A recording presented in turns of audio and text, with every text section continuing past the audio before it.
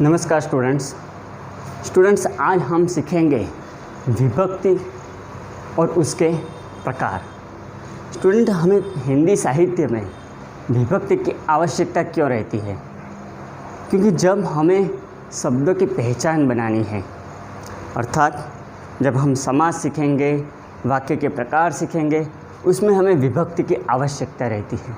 तो सबसे पहला सवाल यही उठता है कि हम विभक्ति किसे कहते हैं।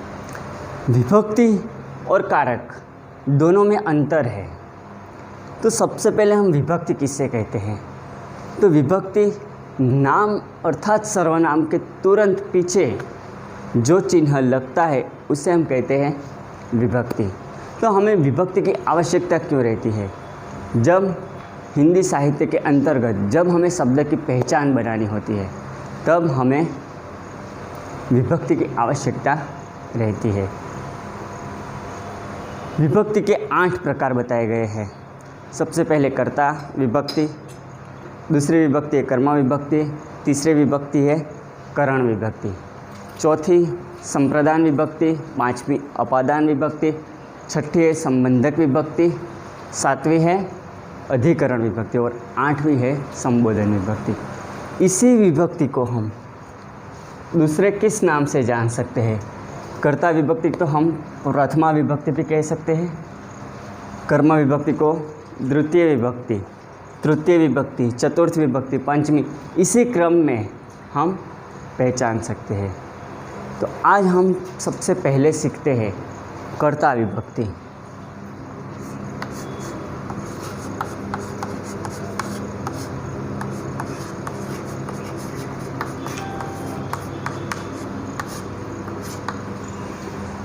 कर्ता विभक्ति किसे कहते हैं?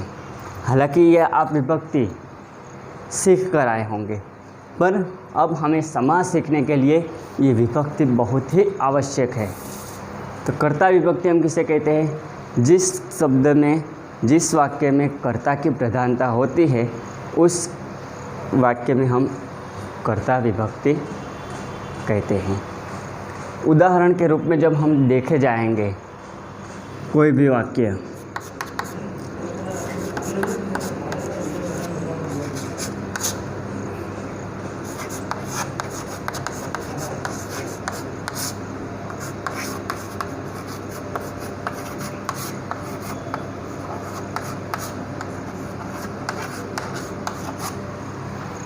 यहाँ पर एक आपको वाक्य बताया गया है कि मोहन पुस्तक लिख रहा है।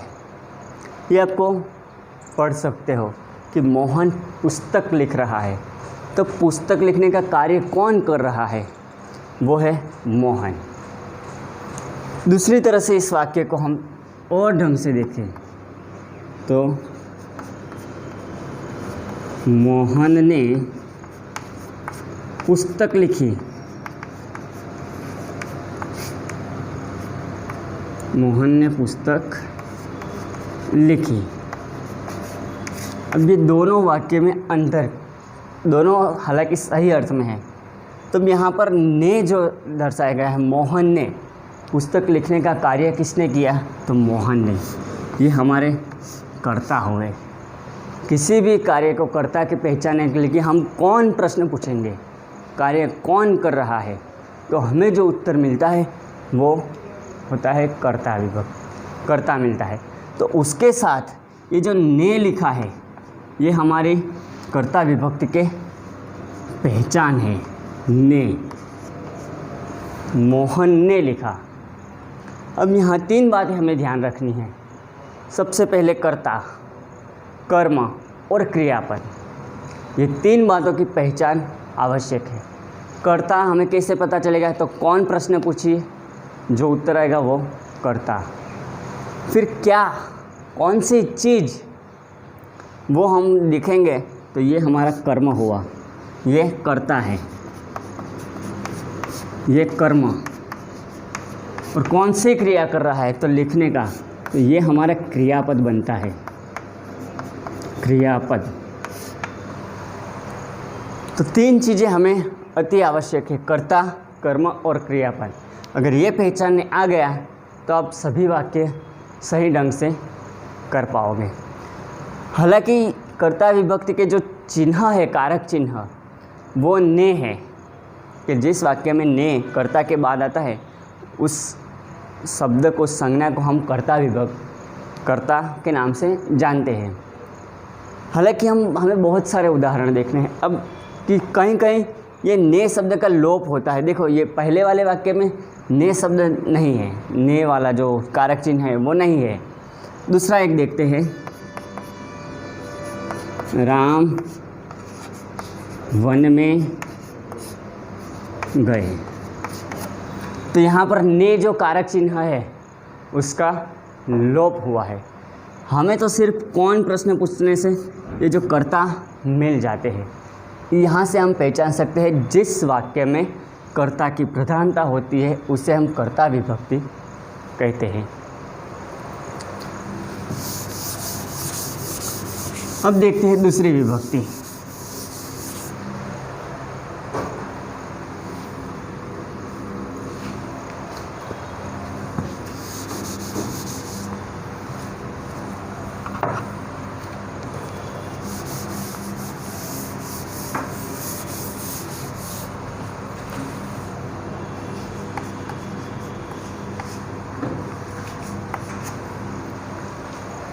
तो हम कर्म विभक्ति किससे कहते हैं?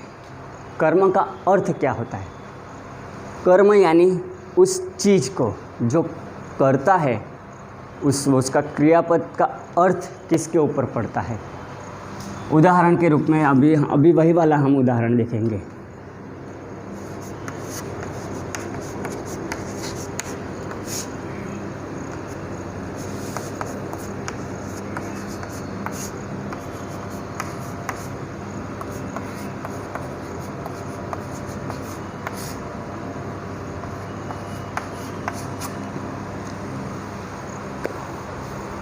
इस वाक्य में जो कर्ता ने जो क्रियापद, जो कार्य संपन्न किया है, उस साधन के रूप में हमें क्या मिलता है? तो पुस्तक। तो पुस्तक यहाँ पर कर्म है। ये मोहन जो है वो तो एक संज्ञा के रूप में है, कर्ता के रूप में है, लेकिन उसने कार्य कौन सा किया? तो लिखने का, वो क्रियापद है। लेकिन क्या लिखा? जब हम किसी को भी क्या ऐसा प्रश्न पूछेंगे तो हमें कर्म मिलेगा। मोहन ने क्या लिखा? तो पुस्तक लिखा। तो ये कर्म है। कहीं कहीं जगह पर ये कर्ता के अंदर ये जो कर्म विभक्ति है उसका कारक चिन्ह है के, लेकिन कहीं कहीं जगह उस चिन्ह का लोप होता जा रहा है। लोप होता जा रहा है यानी वो चीज़ हमें देखने को नहीं मिलती। हम ऐसे दृष्टि से देखेंगे तो के वाला जो चिन्ह है वो हमें देखने को नहीं मिलेगा।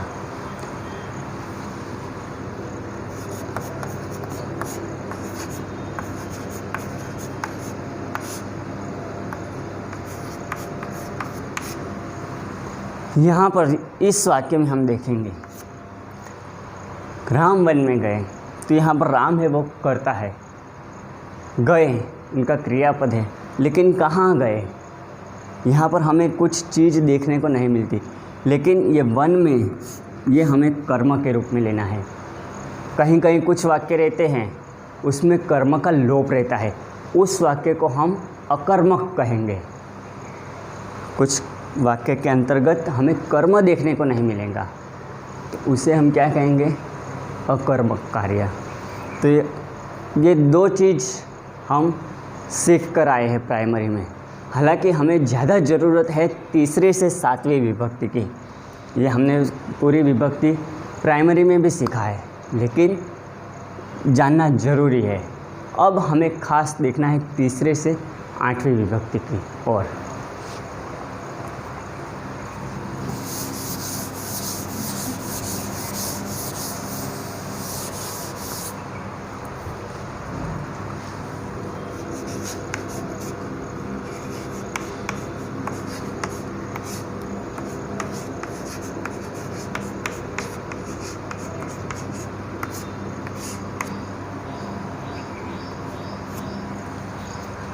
करण विभक्ति हम किसे कहते हैं? कर्ता जो कार्य कर रहा है वो किस साधन से कर रहा है, उस साधन को हम कहते हैं करण विभक्ति। जो साधन रूप रहता है उससे हम कहते हैं करण विभक्ति। जैसे कि अभी एक उदाहरण में लिखता हूँ, मैंने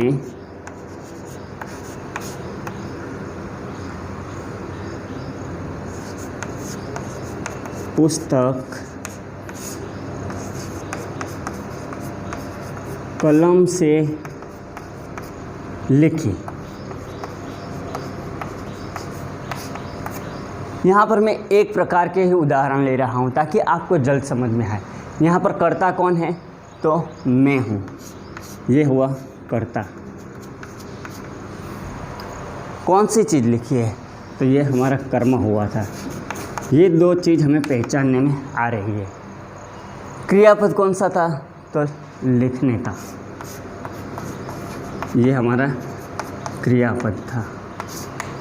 लेकिन पूरी जो क्रिया है वो किस साधन से संपन्न हुई है, तो कलम से। मैंने लिखा, किससे लिखा, कलम से लिखा। कलम यानी पेन, इसी से हमारा कार्य जो संपन्न हुआ है। तो यहाँ पर जो साधन के रूप में जो रहता है उसे हम कहते हैं करण विभक्ति। तो ये इसके कारक चिन्ह क्या है, से, द्वारा, से भी लिख सकते हैं, द्वारा भी लिख सकते हैं। मैंने पुस्तक कलम के द्वारा लिखी। तो जो साधन रूप है उसे हम करण विभक्ति कहेंगे। और भी उदाहरण देखते हैं।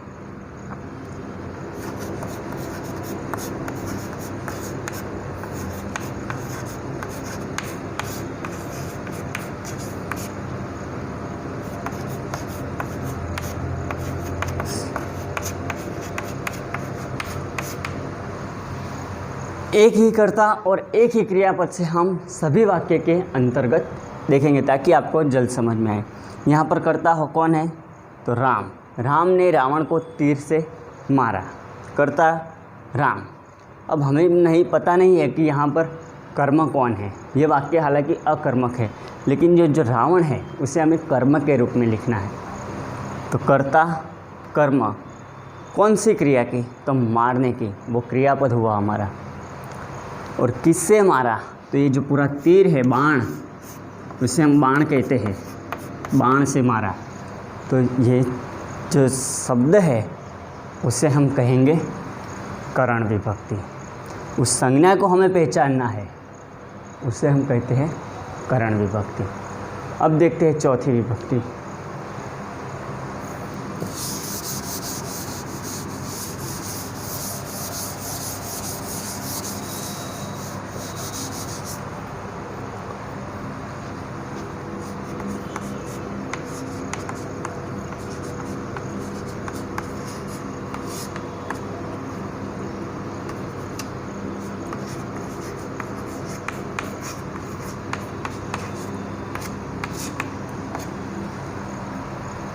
चौथी विभक्ति है संप्रदान विभक्ति। संप्रदान का अर्थ क्या होता है कि क्रिया जिसके लिए हुई है, उस पूरे जो जिसके ऊपर क्रिया का प्रभाव पड़ता है, उस व्यक्ति, इंसान को हम कहते हैं करण, संप्रदान कहते हैं उससे हम।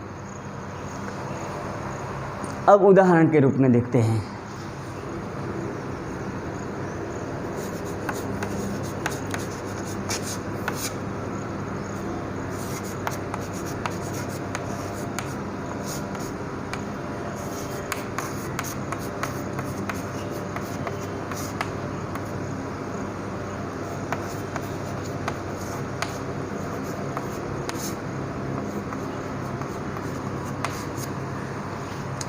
यहाँ पर मैंने एक वाक्य लिखा है कि दादाजी बच्चों के लिए मिठाई लाए।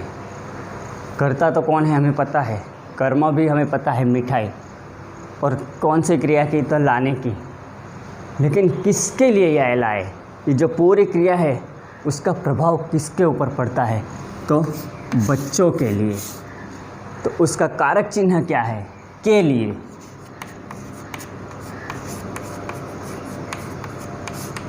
के लिए उसका कारक चिन्ह है।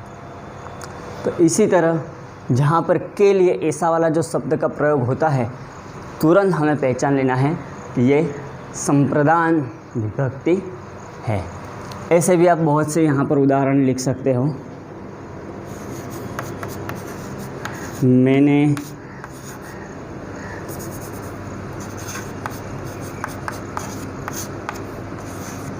छात्रों के लिए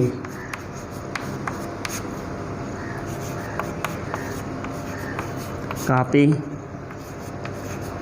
खरीदी। मैंने छात्रों के लिए कॉपी खरीदी।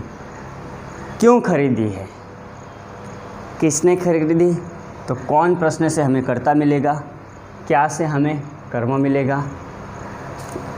जो खरीदी चिन्ह है, ये जो देख रहे हो संज्ञा, वो क्रियापद है, लेकिन किसके लिए, तो छात्रों के लिए। तो इसे हमें पहचान लेना है, ये संप्रदान विभक्ति है।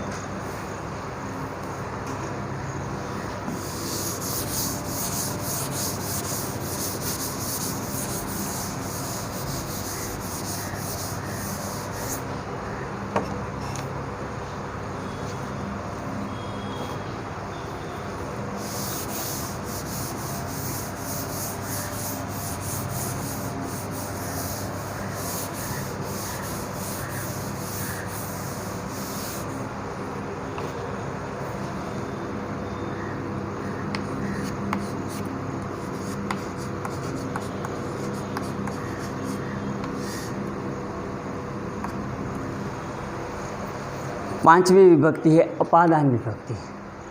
अब अपादान का अर्थ क्या होता है, जो भी चीज़ है, जो क्रिया बन रही है, वो एक स्थान छोड़कर दूसरे स्थान की ओर जो गति दर्शाता है, उसे कहते हैं अपादान विभक्ति।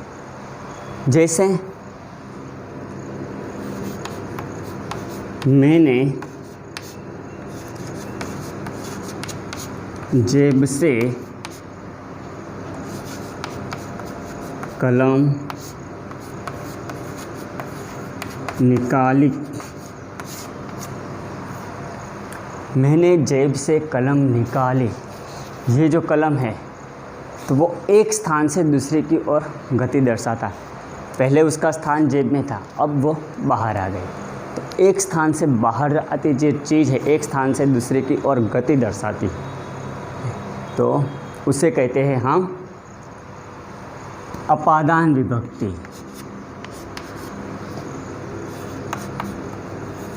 गाड़ी दोहद स्टेशन से चली।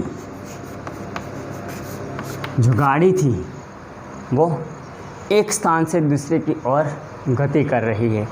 जो गाड़ी है वो दोहद शहर से निकलकर कहीं पर भी निकल चुके हैं, लेकिन जो दाहोद उसका जो स्टेशन था उसको उसने छोड़ दिया है। तो जहाँ पर भी जो भी क्रिया है वो एक स्थान से दूसरी ओर गति दर्शाती है, उसे हम कहते हैं अपादान विभक्ति। एक स्थान से लेकर दूसरे स्थान पर जो क्रिया होती है, पहला वाला स्थान छोड़ती है, उसे कहते हैं अपादान विभक्ति।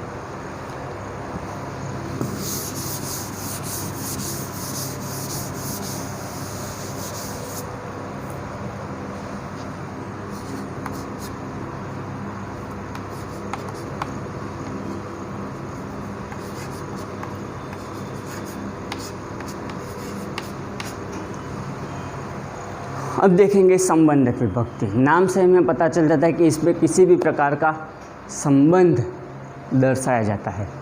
हालांकि ज़रूरी नहीं है कि ये चीज़ हम मनुष्य में ही देखने को मिलती है।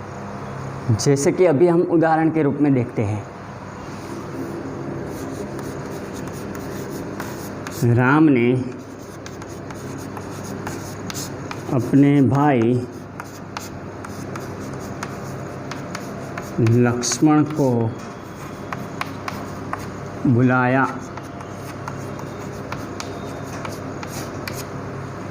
राम ने अपने भाई लक्ष्मण को बुलाया। तो यहाँ पर हमें संबंध देखने को मिलता है। जो लक्ष्मण है वो राम का भाई है, का इसके कारक चिन्ह कौन कौन से हैं? तो का, की, के। लेकिन ये चीज़ ज़रूरी नहीं कि हम मनुष्य में ही देखने को मिलता है। जैसे कि हम देख लेते हैं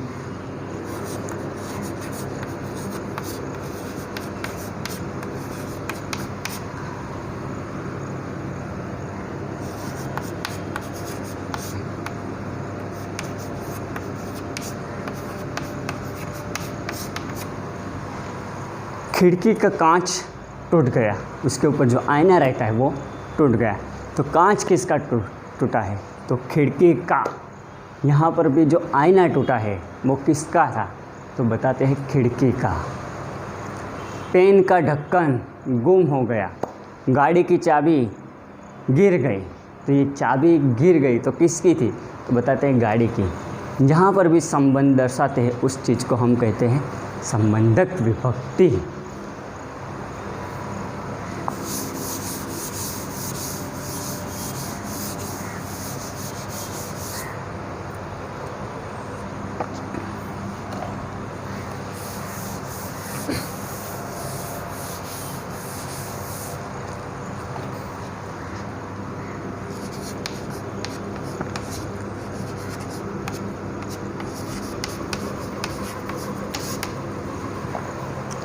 अब देखते हैं अधिकरण विभक्ति। अधिकरण विभक्ति किससे कहते हैं? तो जहाँ पर स्थान अर्थात समय, स्थान अर्थात समय को दर्शाते हुए जो भी शब्द आते हैं उसे हम अधिकरण विभक्ति कहते हैं। जैसे कि उदाहरण के रूप में हम देखते हैं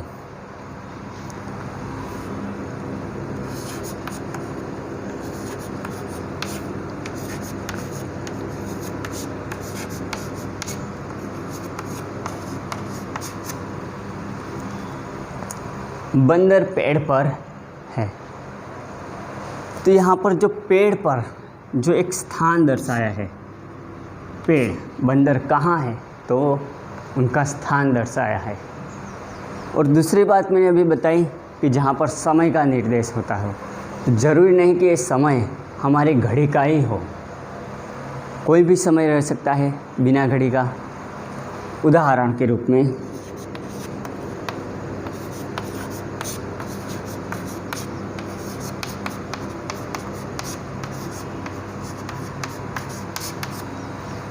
दुख में शांत रहो। यहाँ पर तो कोई समय नहीं है, फिर भी हमें समय का निर्देश होता है। हमें शांत कब रहना है? कि दुख में। जब हमें कोई दुख आता है तो इंसान हिम्मत हार जाता है, तो उस समय हमें सभी लोग शांत रहने की सलाह देते हैं। तो दुख में शांत रहो। यहाँ पर जो समय दर्शाया है यह कोई घड़ी का समय नहीं है, लेकिन कौन सा समय? तो दुख का समय। यहाँ कहीं पर भी हमें समय और स्थान का निर्देश होता हो उसे हम कहते हैं अधिकरण विभक्ति। और अंतिम वाली विभक्ति है 8वीं विभक्ति, संबोधन विभक्ति।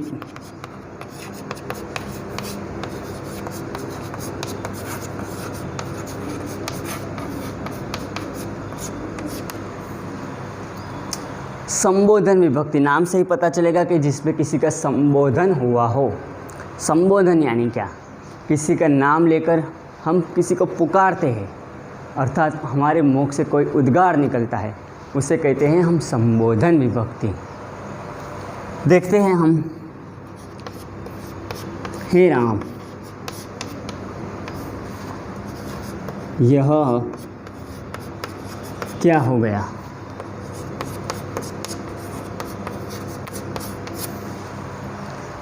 हे राम, यह क्या हो गया? कुछ अनचाही घटना बन जाती है, तब हमारे मुख से कोई उद्गार निकलता है और हम किसी को संबोधित करते हुए ये बोलते हैं, उसे हम हे राम। हमने राम को संबोधित करते हुए ये पूरा वाक्य बोला है, हे राम ये क्या हुआ? तो हमने राम का वो संबोधन किया है। ओ भाई ज़रा यहाँ आओ।